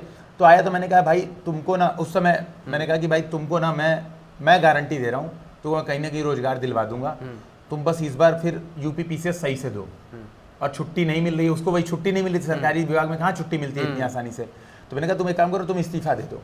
उसने दे दिया इस्तीफा, यूपी पीसीएस टल गया, मार्च में होने वाला था, यूपी पीसीएस टल गया। वो व्यक्ति यूपीएससी का मेंस लिखाया, प्री निकल गया, क्योंकि वो टैलेंट है। देखिए आप समझिएगा, यहाँ पे क्या होता है ना, एक जो रेलवे वाले व्यक्ति आए थे दूसरे, तो रेलवे वाले जो आए थे उनके पास वीकेंड में 2 दिन छुट्टी मिल रही थी, डेली उनका काम 6 से 7 घंटे का ही था, तो उनको डेली भी अगर वो पढ़ना चाहते तो 5 घंटे पढ़ पाते। मैंने कहा एक काम करो, मुझे वीक में बताओ कितना देर पढ़ पा रहे हो। तो कहते सर आधे से 1 घंटा ही क्लिक हो पा रहा है। तो मैंने कहा यार पहले तुमको नौकरी छोड़ने में तभी बोलूंगा, पहले 5 घंटे डेली पढ़ के दिखाओ, और वीकेंड भी 8 घंटा वीकेंड में पढ़ के दिखाओ, तभी तुम एक लेवल पे पहुंचोगे। आप बहुत लाख टैलेंटेड है मान लीजिए, ठीक है, लेकिन आपको समय नहीं मिल पाता है और आप सिलेबस कंप्लीट नहीं कर पाए, आपका सिलेक्शन कभी नहीं होगा। नहीं, बिल्कुल नहीं हो पाएगा। तो भाई मैं नौकरी छोड़ने तभी तो पता चला, अब आपकी 60-70 हज़ार की नौकरी है और आपने वो छोड़ दिया, और पढ़ाई में आपका फिर भी नहीं मन लग रहा है, तो आप हाथ से भी गए और लात से भी गए, यही तो बोला जाता है। तो बेहतर यही है कि आप ऐसे मत करिए कभी भी, ये डिसीजन इस तरह से लिया जाता है हमेशा से। आप पहले ये देखिए कि जो समय मिल रहा है उसको यूटिलाइज कर पा रहे हैं कि नहीं, फिर डिसाइड कीजिए कि समय कम पड़ रहा है ज़्यादा पड़ रहा है। मान लीजिए उसको यूटिलाइज कर पा रहे हैं, तो फिर सेकंड ऑप्शन ये लाइए कि छुट्टियां यूज करिए, जो भी आपकी सीएल है, जो ईओएल, और बेहतर है मेरी तरह ईओएल मिल जाए। कई डिपार्टमेंट्स ऐसी सुविधा, मुझे स्टेट का इतना आइडिया नहीं है, बहुत सारे डिपार्टमेंट्स ऐसे हैं जो ईओएल की सुविधा देते हैं कि आप पैसा without paid leave, leave without pay हमको मिलता है, हम लोग मिलता है, ले लीजिए। फिर भाई आप हर खर्च कैसे चलेगा घर का, अब वही बात है, फिर कोई पार्ट टाइम काम करिए।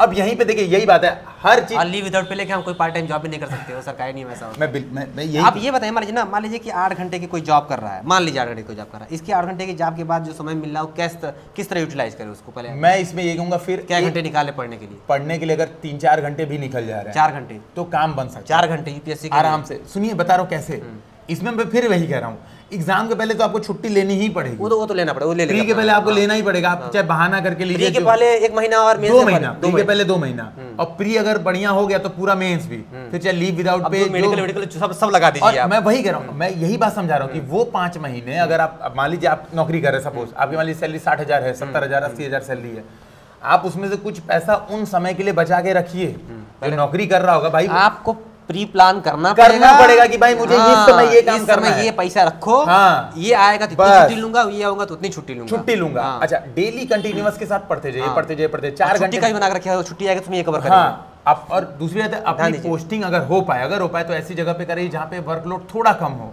मतलब नो डाउट सरकारी विभाग में वर्कलोड रहता ही है, फिर भी अगर ऐसी जगह पोस्टिंग मिले जहाँ पे थोड़ा सा हमें सुविधा मिल सकती है तो बेहतर है कि वो ले लीजिए, उन चीज़ों को यूटिलाइज करिए। तो आपके जितने रिसोर्सेज है ना, आप ये सोचें कि आप हर जगह गुड बुक में भी रहेंगे, सबके एकदम गुड लुक में भी रहेंगे, काम भी तो नहीं हो पाएगा। ये नहीं 24 घंटे को भाई हम लोग कितना भी डिस्कशन करें 48 नहीं बना सकते। अब बेहतर फिर इसमें एक चीज़ और मैं बोलूँगा, केवल एक सोर्स पढ़िए। फिर किसी भी चीज़ के लिए आप दूसरे सोर्स पे, आप करंट अफेयर में सोचा मैं ये भी कर लूं, नोट डाउन करते जाइए भाई आप लोग, ऐसा नहीं है। कोई भी कई बार हम लोग क्या करते हैं, हम सोचे ये भी कर लेंगे वो भी कर लेंगे, तो नहीं हो पाएगा।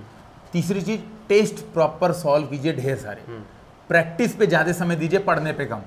तो देखिए आपका मैनेज उतने में हो जाए, क्योंकि 4 ही घंटे आपके पास समय है। मैं मान के चला आपके पास ऐसा तो नहीं आपके पास घंटों समय, तो 4 घंटे में मैनेज तो ऐसे ही हो पाएगा भाई। एक सोर्स प्रैक्टिस ज्यादा है ना, और टेस्ट सीरीज वगैरह टेस्ट सीरीज गलतियों पे काम करते हुए एकदम प्रॉपर कि टेस्ट में मैंने ये टेस्ट लगाया, गलती ये थी, ये मेरे नोट्स है, गलती ये थी, ये मेरे नोट्स है।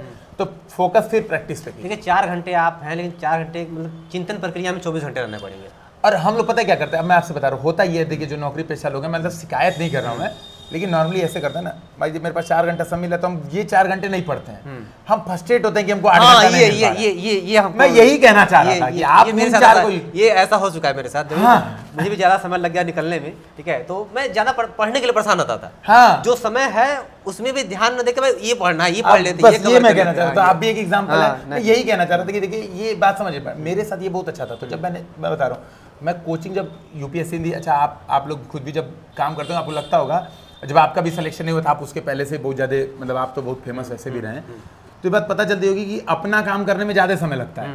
जैसे मैं जब यूपीएससी हिंदी में फुल टाइम था ना, तो मुझे 12-12 घंटे, अभी मेरे भाई को आपने आज देखा होगा, बड़े भैया को आपने देखा होगा, वो रात में 2 बजे तक कल पेपर बनाए हैं, अभी वो बैठ के पेपर ही बना रहे हैं, क्योंकि इस हफ्ते 5 पेपर है उनका 12वां, क्योंकि नीचे जाएंगे ना देखेंगे 12 लिस्ट लगी हुई है क्या क्या है। तो भाई मैं खाली दिमाग, मेरे पास क्या काम धंधा कुछ नहीं है, मैं खाली बैठा था, तो मेरा मित्र आया हुआ, हम दोनों जिम कर रहे हैं, एक्सरसाइज कर रहे हैं, अपना शरीर बना रहे हैं, कभी कहीं चले गए, किसी पार्टी में चले गए, हमारे पास यही काम धंधा है।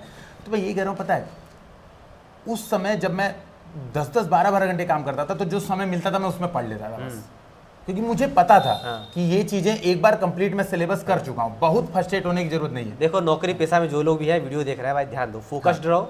4 घंटे 5 घंटे जो भी समय मिल रहा है उसको बकायदा प्री प्लान के साथ, बेहतर रणनीति के साथ उसको यूटिलाइज करिए, और पूरी प्लानिंग बना लो कि ये पहले बना लो, तब यूज करनी है, ये वाली छुट्टी तब। हाँ, और उसमें क्या करो, फैमिली से थोड़ा कट जाओ, ये करना पड़ेगा, सोशल मीडिया से कट जाओ, ये थोड़ा करना। आप ये भी सोचोगे कि हर जगह अवेलेबल है, किसी की शादी भी है, चिंटू मिंटू हम पहुंच जाएं, है ना, तो भाई ये थोड़ा सा वो करना पड़ेगा, तो वो अवॉइड कीजिए, ये प्रायोरिटी सेट कीजिए।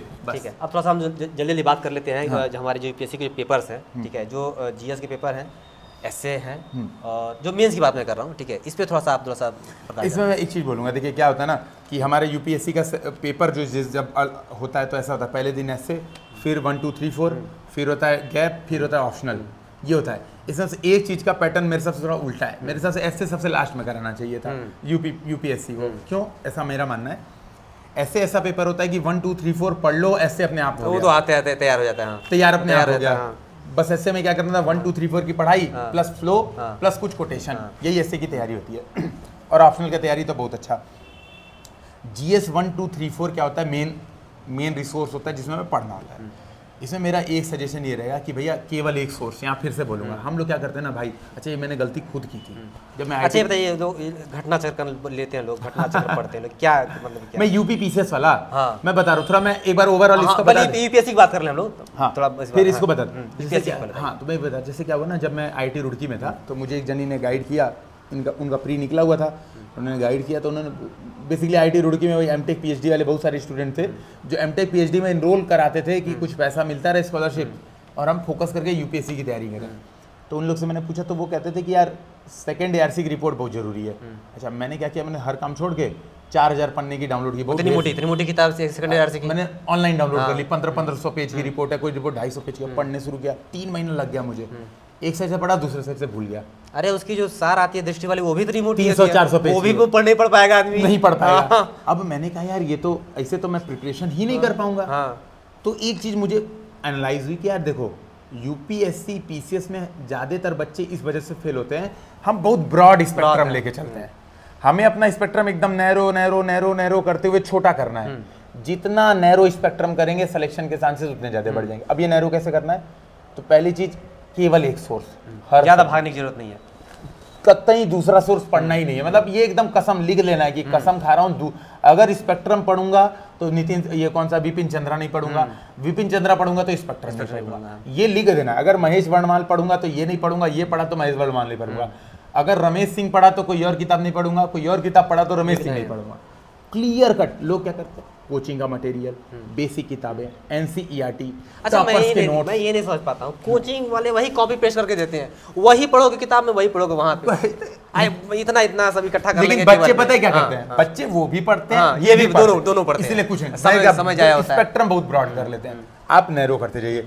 नैरो ये तो मान लीजिए इतना बड़ा स्फीयर हो गया आपका एक सोर्स से, इसको और नैरो करना है, एकदम पिन पॉइंट। कैसे करना है अब क्या करिए, तो मान लीजिए आपका कोई भी चीज़, सपोज आपने स्पेक्ट्रम पढ़ी, स्पेक्ट्रम पढ़ के 3-4 टेस्ट लगाइए, मॉक टेस्ट जो सब्जेक्ट वाले आते हैं, जो मॉडर्न इंडिया के टेस्ट होंगे वो लगाइए 300-400 क्वेश्चन, उसको फिर नैरो हो गया, उसके फिर नोट्स बना दीजिए। नोट्स में 2 चीज़ शामिल करिए, पहले तो फैक्ट्स कि कौन कौन से इंपॉर्टेंट फैक्ट्स हैं, दूसरे शामिल कीजिए एरर्स कि हम कौन सी गलतियां कर रहे हैं, क्वेश्चन में क्या आता था हमको। जैसे मान लीजिए मुझे पता था कि यार गांधी जी ने पहली बार, सपोज मान लीजिए पूछा था कि 1901-2 में भारत आए थे एक बार, ये जब कोलकाता में आए थे, हाँ भारत एक बार आए थे, लेकिन मुझे आइडिया नहीं था तो मैंने टिक मार दिया कि नहीं गांधी जी पहली बार 1914 में भारत आए वापस। अब जब मेरा वो गलत हो गया और मैंने मॉडल आंसर में पढ़ा यार 1901 में एक बार कोलकाता में आए थे, जब भी आए हो तो मैं वो चीज़ वहाँ पे नोट करूँगा कि ये मेरे से गलती हुई, मुझे ध्यान देना चाहिए था, एक बार पहले आए थे, ठीक है। ऐसे करके आप नोट्स बना लीजिए। तो वो मतलब कि मान लीजिए जो टेस्ट पेपर जो सॉल्व कर रहे हैं, मान लीजिए उसमें जो गलतियां हो रही हैं उसको इकट्ठा करते जाइए, गलतियों को नोट कर लीजिए। दूसरी चीज़ क्या करिए, जो फैक्ट्स हैं इंपॉर्टेंट वो नोट कर लीजिए, ठीक है, आपका एकदम नैरो हो जाएगा। और फिर इसको रटिए, तो ये प्रोसेस यूज करिए। और फिर क्या करना है, मेंस के लिए बस प्रैक्टिस करना है। इतना डेटा अब सफिशिएंट है मेंस के लिए, फिर मेंस के लिए बस एक चीज़ चाहिए, प्रैक्टिस प्रैक्टिस प्रैक्टिस प्रैक्टिस। जितना हाथ घिसेंगे काम हो गया मेंस। ये तो प्रीलिम्स पे था ना जी, ये नोट्स प्री का टेस्ट देके नोट बनाना तो प्रीलिम्स पे था, ठीक है। मेंस में केवल मुझे लग रहा है हम थोड़ा सा वो नहीं भटक नहीं रहे, भटक नहीं रहे थे। मैंने मेंस से पूछा था पहले। अच्छा मैं वहीं पे आ रहा था, ठीक है, मैं वहीं पे, प्रीलिम्स का भी हो गया, ठीक है, हम लोग मेंस से बात कर रहे थे, मैं वहीं पे आ ही रहा था। प्री और मेंस क्या होता है ना, इंटीग्रेटेड होती है कभी भी। स्पेक्ट्रम मैंने पढ़ी तो स्पेक्ट्रम में ऐसे नहीं पढ़ूंगा कि ये प्री के लिए पढ़ रहा हूँ आज मैं शपथ खुदा की मैं प्री के लिए पढ़ूंगा। हमारा ऐसा था वो तो मिला के पढ़ना पड़ेगा। अब क्या होता है, जब एक सब्जेक्ट रीडिंग किया, टेस्ट लगाए, मॉक टेस्ट 4, तो वो प्री की तैयारी हो गई, उसी में 40 आंसर लिख दिए तो मेंस की तैयारी हो गई। और 40 आंसर क्या करना है, आप लिखिए और उसको प्रॉपर देखिए कि आप कौन कौन से पॉइंट्स ऐड कर सकते थे। अच्छा, जब स्टार्ट करिए मेंस में तो एक सजेशन और रहेगा कि जैसे मेंस का क्या सिलेबस ऐसा है ना कि जीएस पेपर 1 में हिस्ट्री है, ज्योग्राफी, बहुत सारे ऐसे हैं। एक सजेशन ये रहेगा, यहाँ पे क्या करिए, लोग बहुत सारे बच्चे ये भी कहते हैं सर हम लिख नहीं पाते हैं, हमारे लिखना नहीं आता है कभी भी, तो मैं एक सजेशन दूंगा कि हमेशा स्टार्ट करो एनसीईआरटी से लिखना। अच्छा बताइए, किस महीने से, मान लीजिए अगर मान लीजिए जनवरी से इसने पढ़ना शुरू किया तो किस महीने से वो लिखना शुरू कर दे? फरवरी, एनसीईआरटी खत्म होने के बाद, तो एनसीईआरटी 2-4 महीने, 2-3-4 महीने में खत्म हो जाएगा, उसके बाद बिना उसके कोई, देखिए समझिएगा, मैं वही कह रहा हूँ कि जैसे मान लीजिए हमेशा एक एप्टीट्यूड वाली चीज़ होती है, पता भी होगा। जैसे मान लीजिए मुझे यहाँ से वहाँ जाना है सपोज, है ना, तो मैं चाहूँ तो यहाँ से एक बार छलांग मारूंगा तो आधे से थोड़ा एक्स्ट्रा पहुँच जाऊँगा, ठीक है, एक बार छलांग मारूंगा और पूरा आज ही मान लीजिए मैंने सोचा कि मुझे वहाँ तक पहुँचना है, पूरा दम लगा के छलांग मार दी, हो सकता है आगे थोड़ा सा जाऊँगा लेकिन चोट लगेगी, पक्की बात, गिर सकता है, चोट लग जाएगी, चोट लगेगी, ठीक है।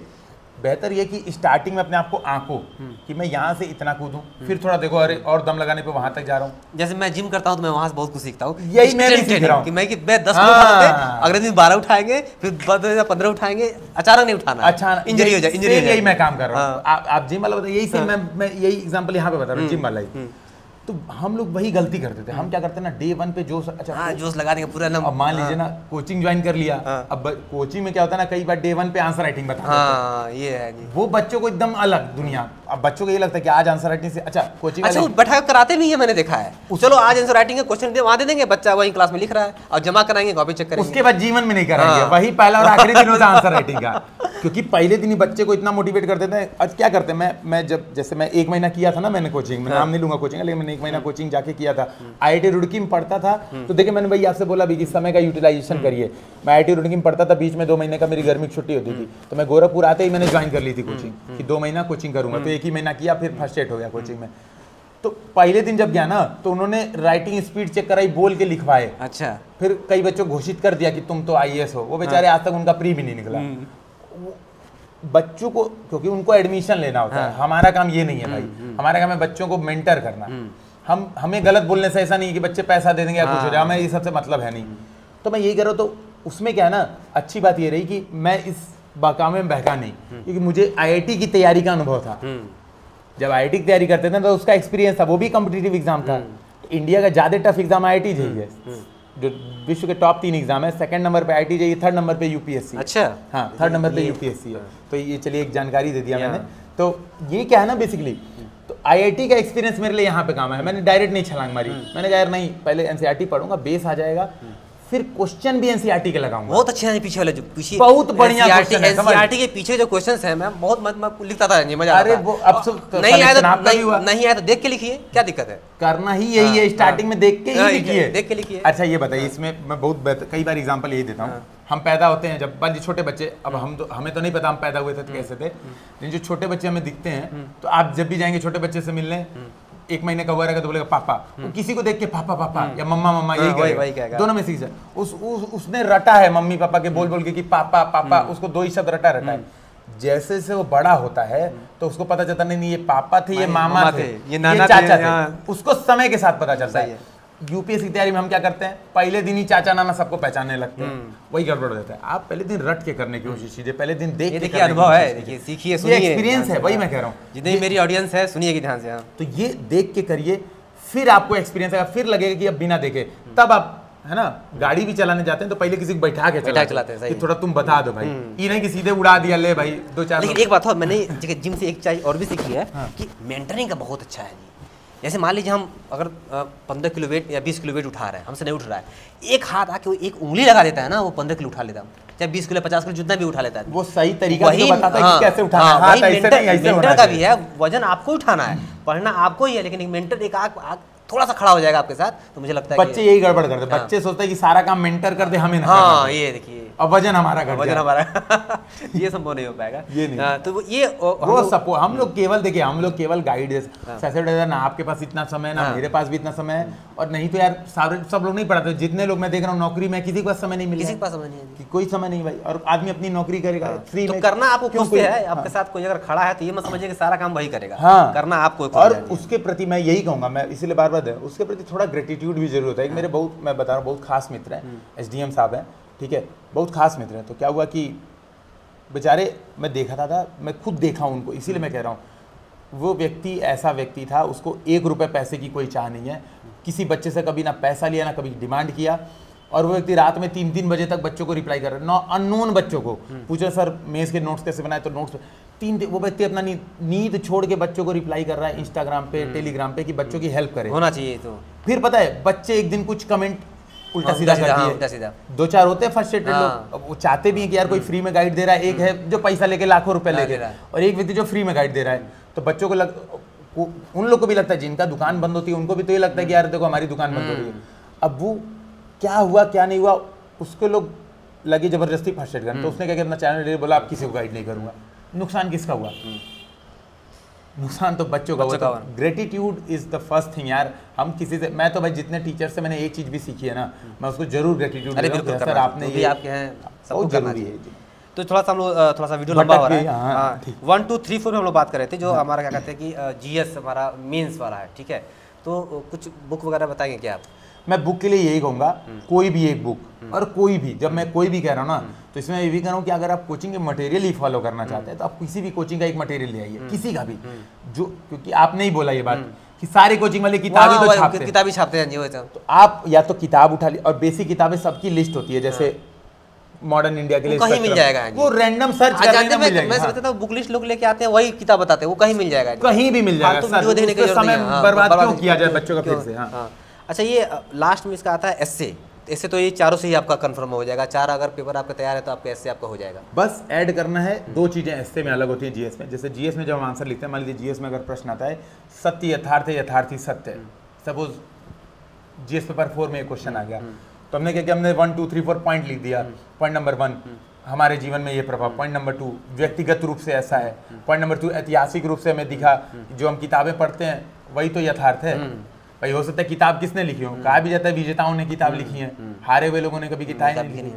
और हमारे यहाँ तो ये भी कहते हैं मतलब कि दुर्योधन सुयोधन होता अगर दुर्योधन ने हिस्ट्री लिखी होती, वो तो पांडवों ने हिस्ट्री लिखी, इस वजह से वो दुर्योधन रह गया। और सिंपल सी बात है, या तो विजेता लिखे या विजेताओं के प्रभाव में लिखी गई है। तो सत्य यथार्थता। अब ये जब हम जीएस में लिख रहे हैं तो 1 2 3 4 पॉइंट में लिख रहे हैं, जब हम एस्से में लिखते हैं तो हमें चाहिए था फ्लो, क्योंकि एस्से में हमारा टारगेट ये होता है कि जो एग्जामिनर है वो रीड करे हमारी कॉपी 10-12 पेज, 12 पेज का एस्से जनरली यूपीएससी में हम 15 पेज लिखते हैं, यूपीपीसीएस में 8-9 पेज लिखते हैं, उसको 8-9 पेज टिकाना है। तो इसमें चाहिए था हमें फ्लो, इसमें चाहिए था थोड़ा तर्क, थोड़ा इमोशनल कर देना एग्जामिनर को कि उसको लगे यार हाँ बच्चा अच्छा लिख रहा है, पढ़े हम। तो पढ़ने पे मजबूर करना ही एस्से है, और पढ़ने से कमजोर करना ही जीएस है। जितना कम समय लगेगा एग्जामिनर को, आपकी कॉपी देखते जाए उसको सीधा दिख रहा है हेडिंग, ये पॉइंट, ये अंदर जितना कम समय उसको लगा पढ़ने में, वो समझिए कि आपका उतना बढ़िया है जीएस में, और जितना मगन होके पढ़े उतना बढ़िया है। यही उसी चीज को घुमा फिरा के यहाँ पे लिख देना है, बस फ्लो बनाए रखना है। एक दो मेंस के लिए कोई ज्यादा एक्स्ट्रा एफर्ट करने की आवश्यकता नहीं है, यही कर आप कर लेंगे, इस पे प्रैक्टिस। हाँ, इंटरव्यू के बारे में भी बात करेंगे हम लोग, क्या कहते हैं कि यूपीपीसी और यूपीएससी दोनों को लेकर बात करेंगे जी।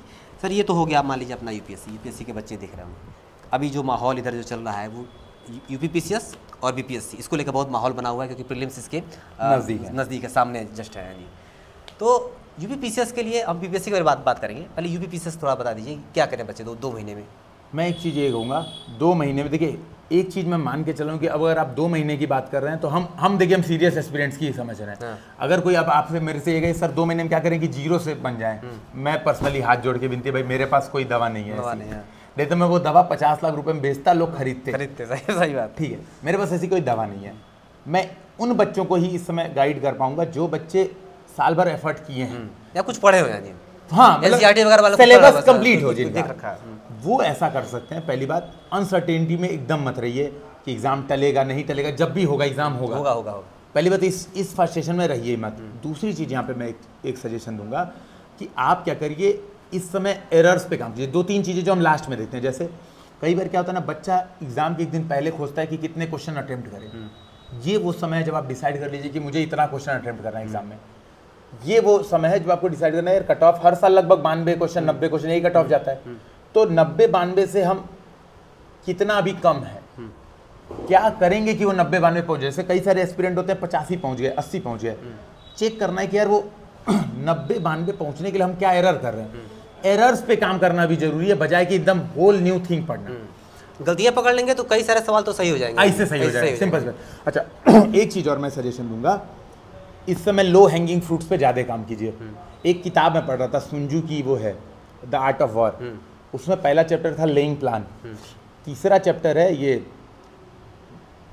योर स्ट्रेंथ एंड वीकनेस, ये उसका तीसरा या चौथा चैप्टर। उसमें बहुत सही बात बताई, उसने बताया कि हमें अपने वीक पॉइंट और स्ट्रेंथ पॉइंट अगर नहीं पता होगा, हम हर जगह प्रॉब्लम में फंसेंगे, चाहे वो वॉर हो, और एग्जाम भी तो वॉर ही एक तरह का, सबको हराना है, सगे संबंधी। भाई आपका भाई मेरे साथ एग्जाम मेंस लिख रहा था 2020 में, हम दोनों साथ में मेंस लिख रहे थे, तो यही था कि यार मुझे उससे तो आगे निकलना ही ना। टेस्ट में हम कंपेयर करते थे, अरे यार मेंस में तुम्हारा जो टेस्ट सीरीज सॉल्व करते थे तो तुम्हारा 90 आया, मेरा 104 आया, यार मचा दिए, एकदम तूफान ला दिया, खूब खुश होकर घूमते थे। तो ये वॉर है, सिंपल सी बात है। तो यहाँ पे स्ट्रेंथ और वीकनेस, अब स्ट्रेंथ और वीकनेस का ये मतलब है, फॉर एग्जांपल बच्चे जो एरर करते हैं, मैं उसी पे 2 महीने में इन्हीं चीज पर फोकस कर रहा हूँ। तो कई बच्चे कहते हैं सर हमें इकोनॉमिक्स नहीं आ रही है। भाई इकोनॉमिक्स नहीं आ रही तो अब छोड़ दो, कोई नहीं आता था 1 साल पहले तो पढ़ना चाहिए था, 2 महीना पहले नहीं आ रहा है तो अब पढ़ भी नहीं सकते। 20 दिन दोगे इकोनॉमिक्स, फर्क पड़ेगा भी नहीं पढ़ने से। 20 दिन दोगे इकोनॉमिक्स पढ़ने में, उससे बढ़िया 20 दिन में अपना पॉलिटी हिस्ट्री रिवाइज कर लोगे तो 22 क्वेश्चन और 20 क्वेश्चन 40 क्वेश्चन एक्स्ट्रा तुम्हारे खाते में आ गए। तो स्ट्रेंथ और वीकनेस। अच्छा, दूसरे इकोनॉमिक्स से एक भी क्वेश्चन भी नहीं आए थे last year. Budget economics service है तो पढ़ लो बजट इकोनॉमिक्स सर्वे। तो अपने आप को एकदम नैरोड कर लो कि मुझे यही चीज करना है, अपनी स्ट्रांग पॉइंट पे और एफर्ट मारो, वीक पॉइंट को केवल टच करके जाओ कि भाई प्रीवियस ईयर क्वेश्चन कर लिया। जैसे मान लीजिए हिस्ट्री है तो हिस्ट्री के 2 मान लीजिए आपकी हिस्ट्री एकदम कमजोर है अभी, और आपको लग रहा है कि सर हिस्ट्री के ही क्वेश्चन गलत हो जाते हैं मेरे, इसी वजह से मेरा सिलेक्शन रुक रहा है। तो बेहतर ये कि फिर हिस्ट्री के 2-3 मॉक उठा के पार्ट टेस्ट सॉल्व कर लो, उसमें देख लो, वो रिवीजन, वो 300 टॉपिक हो गए आपके, उसको रिवीजन कर लीजिए। तो मैं आपसे बता रहा हूँ इसमें क्यों ये बात बोल रहा हूँ। मैंने 2018 में जब मैं यूपीएससी का तैयारी स्टार्ट किया था, तब मैंने नोट्स बनाए थे प्रीलिम्स के, और आप मानेंगे नहीं, हर बार उन्हीं प्रीलिम्स के नोट्स में केवल कुछ टेस्ट ऐड करते जाता था, और मेरा प्रीलिम्स हर बार ऐसा हुआ है कि कट ऑफ अगर 90 गया तो मेरा 130 आ रहा है इसको। ये क्लियर कट गैप, क्योंकि मैंने वो एप्टीट्यूड वाले पे काम किया, मैंने काम किया अपनी एरर्स पे। पहले दिन हमारे पास अगर एक घड़ा भर के एरर है, केवल घड़े में से आधा एरर कम कर दिया ना, सिलेक्शन हो जाता है। प्री आराम से निकल। गलतियां आपने कम करी, गलतियों को कम कर दीजिए, शून्य कर दीजिए, तो सिलेक्शन मुझे लगता है कैसे हो जाएगा। बच्चे अभी पता है क्या करेंगे, जब इतनी बात हो रही तो 2 मिनट ये भी बात बढ़ जाए। बच्चे क्या करेंगे ना, अभी 40 जगह से करंट अफेयर्स पढ़ेंगे। जैसे मैं तो कई किताबों के नाम भी नहीं जानता था, घटनासार, आई दृष्टि, क्रॉनिकल, विजन IAS की मैगजीन, ये अपना इतनी सारी मार्केट में मैगजीन, फूलपत्ती वाली बहुत चर्चित है। तो 7-8 गो मैगजीन है, बच्चे सब पढ़ने की कोशिश करते हैं। यार ये करंट अफेयर्स की क्या है, मतलब एक चीज पढ़ो ढंग से। आई दृष्टि उठा लो, घटना चक्र वाली काफी है, एक कर लो। बहुत मन कर रहा है तो घटनासार उठा लो, चलो ठीक है। मैं आपसे बता रहा हूँ भाई, रियलिटी ये है, मैंने 19-20 तक आई दृष्टि नहीं पढ़ी थी। 19-20 तक मैंने यूपी PCS स्पेशल कुछ नहीं पढ़ा था, और मेरा दोनों बार निकला यूपी PCS प्रीलिम्स। यूपी क्यों? करंट पे पकड़ इतनी बढ़िया है भाई, जो आप मैगजीन। यार ये बताइए ना, यूपी स्पेशल के कोर यूपी स्पेशल के कितने क्वेश्चन आएंगे? कहाँ अभी अधिक से अधिक 2 आएंगे, 1 आएगा, 3 आएगा। उसके लिए आप एकदम फोकस हो गए, पूरी किताब उठा लिया, आर्थिक सर्वेक्षण पूरी किताब उठा लिया मार्केट से। भाई बेहतर यही है कि फोकस उन चीजों पे करिए जो ज्यादा लो हैंगिंग, जहां से फायदा मिल जाए आपको यार। हाँ, और एक मैगजीन जैसे आपने आई दृष्टि बोली, तो आई दृष्टि ढंग से कर लो, 4 बार 5 बार उसी पढ़ लो कम से कम। हाँ, उससे रिलेटेड 400-500 क्वेश्चन प्रैक्टिस कर लो। इस बार तो आई दृष्टि के अगुआ QR दिया हुआ है, उससे है ना क्वेश्चन है, क्वेश्चन कर लो। यूट्यूब पे बहुत सारे टीचर लोग क्वेश्चन कराते हैं, वो कर लो। प्रैक्टिस पे ज्यादा जोर मारो, सबसे ज्यादा प्रैक्टिस, जितना काम कर पाइए प्रैक्टिस पे काम करिए। 2 महीने प्रैक्टिस काम करिए, यही काम आप BPSC में भी कर सकते हैं। BPSC same. लास्ट में ज्यादा बात नहीं करेंगे, अब इंटरव्यू के बारे में 2 मिनट बता दीजिए, फिर हम लोग बात को समाप्त करेंगे। इंटरव्यू का यही है, मैं अपने एक्सपीरियंस से ही बता रहा हूँ। तो यूपी PCS के लास्ट इंटरव्यू में मुझे 74 नंबर मिले, और UPSC वाले उसी साल इंटरव्यू मुझे 190 मिले। तो उस साल मुझे इंटरव्यू में बढ़िया नंबर मिले थे। एक चीज़ मैंने ये देखी थी, जो मुझे लगा कि इस वजह से नंबर मिले, मैं बेबाक था। हर बार ना मैं बहुत डर के जाता था। मैं बता रहा हूँ, पहले इंटरव्यू में 56 नंबर, दूसरे में 64 नंबर, तीसरे में 71 नंबर, ये मेरा रहा। तो आपको ये लगा? मैं पहला इंटरव्यू मैं डर गया था, क्योंकि उन्होंने सवाल ही ऐसा कुछ कर दिया, डांस के बारे में कुछ डांट उठ दिया था, तो मैं इतना डर गया था। उस डरने की वजह से मेरा पूरा कॉन्फिडेंस डाउन चला गया, मैं कर ही नहीं पाया उसको। हाँ, तो ये लगा ना, मैं वही कह रहा हूँ। मैंने ये भी मैं चीज़ देखी, तो मैं इस बात को पूरा क्लैरिफाई कर देता हूँ। जैसे क्या हुआ कि मेरा जब फर्स्ट इंटरव्यू था 2019 में, 2019 वाले इंटरव्यू में मेरा पहली इंटरव्यू कॉल थी। मैंने 3 इंटरव्यू दिए UPSC के, और UP PCS भी जितनी बार मेंस लिखा हर बार इंटरव्यू दिया है। तो क्या हुआ कि एक बार सिलेक्शन हुआ था, इस बार नहीं हुआ था। तो UPSC वाले में क्या था कि मैं जब फर्स्ट इंटरव्यू गया था, तो मैंने 25-30 मॉक दिए थे, डेली एक मॉक देता था। कई दिन 3-3 मॉक दिए। जैसे होटल है दिल्ली में, कुछ JP सिद्धार्थ और ये सब होटल हैं, तो यहाँ पे क्या है, सारे कोचिंग वाले बुक किए रहते हैं। आप एक देने जाएंगे ना, तो आपको पकड़ लेगा, चलो हमारे भी मॉक दे लो। तो इतने सारे, मैं जाता था सूट पहन के, तो कहता चलो यहाँ भी दे लिया, यहाँ भी दे लेता। मुझे लगता था उससे इंप्रूवमेंट हो रहा है। मैंने क्या की, चीज़ों को रट लिया कि तुम्हारा नाम, तुम्हारा अपना इंट्रोडक्शन बताओ। मेरा नाम गौरव कुमार त्रिपाठी है, मैं IIT रुड़की 2018 से पास आउट हुआ हूँ। मेरे पिताजी पंजाब नेशनल बैंक में काम करते हैं, मैं गोरखपुर का रहने वाला हूँ। एकदम मैंने रट्टा मार के, एकदम नहीं होता ये खत्म, नेचुरलिटी खत्म। तो रट के गया। IAS क्यों बनना चाहता? IAS बनना चाहता क्योंकि बहुत सारी डाइवर्सिटी है, मैंने कॉलेज में काम किया था, ये वो फलाना, एकदम रट्टा मार के बैठा हुआ था। अच्छा, UPSC के इंटरव्यू में गया। पहले इंटरव्यू में मुझे नंबर मिले थे 100, पहले वाले में मुझे मिले थे 149 मिले थे। दूसरी बार में और कम हो गए, 139 हो गए। ठीक है, 129 या 39, अब याद नहीं है, कुछ आगे पीछे ही था, या तो 29 या 39, मार्कशीट में वो याद आएगी। तो क्या हुआ ना, पहले इंटरव्यू में गया, तो बोर्ड का नाम नहीं बताऊंगा, ज़्यादा बढ़िया है, नहीं तो लोग इमेज बनाते हैं, फिर दिक्कत होती है। तो ना उन्होंने क्या किया, मेरा इंट्रोडक्शन खुद ही करा दिया। तो लेके बैठे थे वो डेफ, उन्होंने बोला कि IIT रुड़की से पास आउट है ये। अब मैं तो सोचा मैं तो ये सोच के कहते, अब मेरा कॉन्फिडेंस एकदम डाउन। पहला क्वेश्चन मेरे से पूछते हैं, ये बताइए, एठो उसमें लिखा था ना एकेडमिक रीइंफोर्समेंट प्रोग्राम। कहते बच्चे, पहला क्वेश्चन उन्होंने यही पूछा कि बच्चे फेल होने के बाद फर्स्ट एड क्यों होते हैं, और मान लो तुम फेल हो जाओगे तो क्या तुम कैसे अपने आप को। तब मैं समझ गया कि लग रहा मुझे फेल ही करने वाले हैं। हालांकि इंटरव्यू में फेल नहीं होता, ऐसा कुछ फेल, बस बच्चों की इमेज ऐसी होती है। तो क्या हुआ कि मैं समझ गया कि गड़बड़ है। अच्छा, दूसरे वाला जब फिर अगली बार इंटरव्यू कॉल आई 20 में, तो 20 वाले में तो खुद ही होपलेस था कि मुझे सिलेक्शन होना नहीं है, क्योंकि ऑप्शनल में ज्योग्राफी था। 19 में खराब आया ही था, 19 गोल्डन अटेम्प्ट था, लेकिन गड़बड़ हो चुका था। तो 20 वाले में खुद ही पता था, इंटरव्यू कॉल आ गई, क्योंकि उस साल EWS भरा था मैंने। EWS था ही, 20 से पहले EWS था। इस बार जब सिलेक्शन हुआ तो EWS से हट चुके थे भाई, कोचिंग वोचिंग चला रहे थे, तो इस साल नहीं था। तो 20 वाले में फिर मैंने मॉक खूब सारे दिए, खूब रटा। IAS क्यों बनना चाहते हो, इसीलिए बनना चाहते हो वो। अब गया तो उन्होंने पहले पूछा कि जो एंट्री मारी, अच्छा कोविड का समय था, तो पहले तो उन्होंने बोले कि मास्क हटाइए, चेहरा दिखाइए। अब थोड़ा सा इमेज खराब लगी। फिर बोले कि संविधान का आमुख सुनाइए। वहाँ से मेरा इंटरव्यू खराब होना शुरू हुआ। उन्होंने पूछा आप IAS क्यों बनना चाहते हैं? ये तो रटा हुआ था। रटा हुआ था, लेकिन मैं बता रहा हूँ मैंने रटा हुआ जवाब भी दिया। मुझे लगा मेरा सबसे खराब आंसर ये था, आप IAS क्यों बनना चाहते हैं। उनके चेहरे से लग रहा था कि तुम बेटा रट के आया, पकड़ा गया।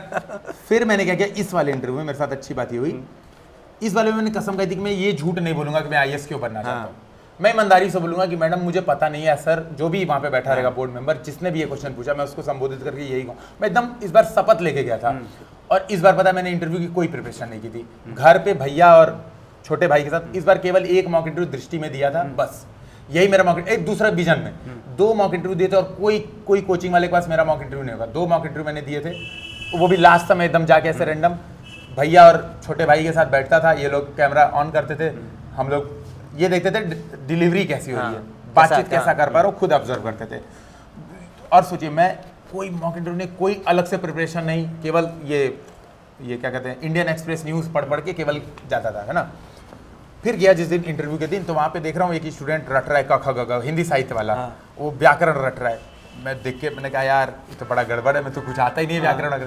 तो मैंने कहा आज मैं नेचुरली जाऊँगा, अगर मुझे नहीं आएगा ना व्याकरण तो मैं सीधे बोलूँगा मैम मुझे व्याकरण समझ में आता है और हिंदी। और मैंने एक पता है, हाँ दृष्टि वाले मॉक इंटरव्यू में शायद या विजन ने पूछा भी कि आपने हिंदी साहित्य क्यों लिया था, तो मैंने कहा था मजबूरी में।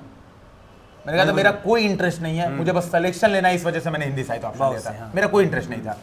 तो मैंने यही सोचा था कि मैं वहाँ भी यही बोलूँगा, अगर मुझे पूछेंगे कि तुम व्याकरण का कुछ बता, मैं कहूँगा मुझे नहीं आती है व्याकरण।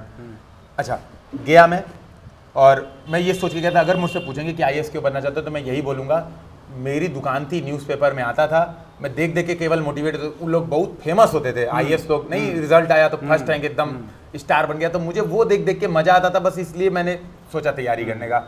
मेरे पास कोई रीजन नहीं है कि मुझे समाज में एकदम भला कर देना है, मैं एकदम कुछ देवता बन के आऊँगा और मैं अचानक से चेंज ला दूंगा, मैं ये सब कुछ बोलूँगा ही नहीं। जबकि इसके पहले मैं ये सब प्रिपेयर करके गया था कि मैं रुड़की में था, तो मैंने एक इवेंट में गया, तो वहाँ पे देखा कि IAS लोग ऐसा काम करते थे, ये सब मैं रट के जाता था इस दौरान। अच्छा भगवान की जैसा अच्छा ये हुआ कि इस बार पूछा ही नहीं IAS क्यों बनना चाहते हैं। नहीं, अगर रटा हुआ जवाब देंगे तो आप फंस भी जाएंगे, वो पकड़ लेते हैं लोग। इस बार ऐसा पूछा नहीं, सर पहला क्वेश्चन नहीं पूछा कि आप गोरखपुर से आते हैं, आपके CM साहब के बारे में बताइए। तो CM साहब से डिस्कशन स्टार्ट हुआ, एकदम नॉर्मल बातचीत हुआ। अब अच्छी बात ये थी कि जिन मैम का बोर्ड था उस मैम ने सीधे बोला गौरव आप रिलैक्स हो जाओ, पहले पानी पीना है तो पानी पी लो, ऐसे पानी ऑफर किया प्रॉपर। और हम आपसे क्वेश्चन आंसर नहीं पूछेंगे, आप मेंस में लिख चुके हो क्वेश्चन आंसर, हम केवल आपको जानना चाहते हैं आप ईमानदारी से अपनी बात रख पाते हो कि नहीं, हम बस केवल आपको जानना चाहते हैं। हम कुछ क्वेश्चंस के माध्यम से, उन्होंने पूरा लंबा चौड़ा ऐसा स्टेटमेंट मुझे 2 मिनट के बाद समझाई प्रोसेस।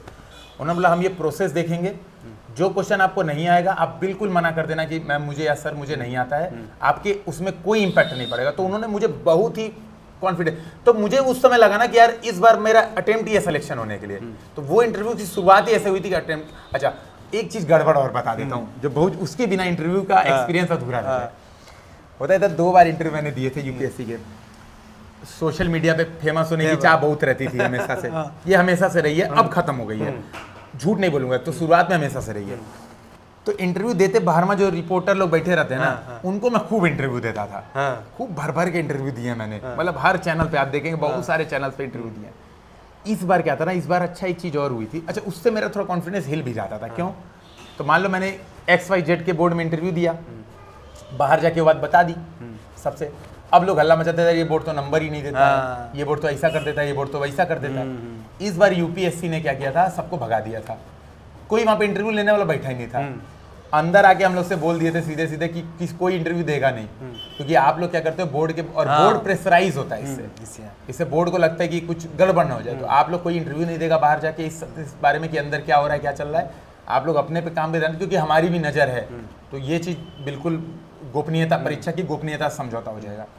तो ये मेरे लिए एक बड़ा पॉजिटिव काम हुआ कि मुझे बोर्ड के बारे में ही नहीं पता था कि बोर्ड कैसा था। इसे क्या अंदर वहाँ जाते बता रहे इस बोर्ड में पढ़ा तो आगे ऊपर से जाते हैं तुरंत। अरे इस बोर्ड में आधा कॉन्फिडेंस वैसे डाउन चला जाता है, और सबका निगेटिव ही बोलते हैं सबका, क्योंकि सब लोग कहीं ना कहीं बर्बाद हुए रहते हैं। तो ये इंटरव्यू की स्टोरी थी। ये देखिए मुझे लगता है कि वीडियो बहुत लंबा हो गया। तो सर जाते जाते हमारे जो व्यूवर्स हैं, जो बच्चे तैयारी कर रहे हैं, UPSC की तैयारी कर रहे हैं, चाहे UPSC कर रहे हैं, इनके लिए 2 लाइन आप बोल दीजिए। मैं आपसे यही बोलूँगा, देखो जीवन में एग्ज़ाम है ही, लेकिन एग्ज़ाम ही नहीं है, एग्ज़ाम है लेकिन केवल वही नहीं है। अपना जीवन जिए ढंग से, आप पढ़ाई बस इस तरह से करो, मैंने वही कहा कि शीशे के सामने जब करो तो आपको लगे कि आपने ईमानदारी से की है, रिजल्ट आपके हाथ में बिल्कुल नहीं। हम लोग सेलेक्ट हो चुके हैं, इसका मतलब ये नहीं कि हमें पहले से पता था कि हम सेलेक्ट हो जाएंगे।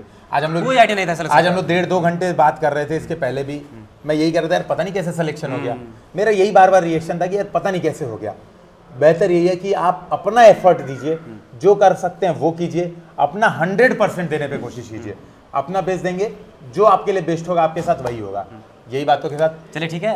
मुझे तो आप लोग सुनते रहते हैं और गौरव आज ज़्यादा सुन लिया। आप लोगों ने सुना काफ़ी, जैसा कि काफ़ी आपको हम्बल दिखे और इनकी जो रणनीति है, इन्होंने जो बातें कही उनको गांठ बांधिए और उसको फॉलो करने का प्रयास करिए, ताकि जो चीज़ें हैं किसी भी चीज़ का हाइप क्रिएट करने से कोई फायदा नहीं होने वाला है। मतलब नहीं। सर को सुनिए, सर को एक बार और सुनिएगा, ठीक है, और सर को भी सुनिएगा। ठीक है, ये भी मैं नहीं, मैं सीरियसली ये बात बहुत मैं क्लियर बोलूंगा। तो मैं भी आपकी वीडियोस देखता था, मुझे आपका वो जो सैकड़ा पति वाला था वो बहुत यूनिक लगा और मुझे लगा कि यार ये एजुकेशन सिस्टम में टीचर्स को ये चीज़ करनी चाहिए। मुझे पर्सनली वो उस समय फील आती थी। ये चीज़ें क्या है, बहुत यूनिक है। बच्चे पढ़ाई के हमने क्या किया ना, पढ़ाई को बोझ बना के रख दिया है। हम पढ़ा सकते हैं बच्चों को पता ही न चले कि वो पढ़ रहे हैं। तो ये बहुत यूनिक था और मतलब ऐसा। धन्यवाद, थैंक यू, बहुत शुक्रिया।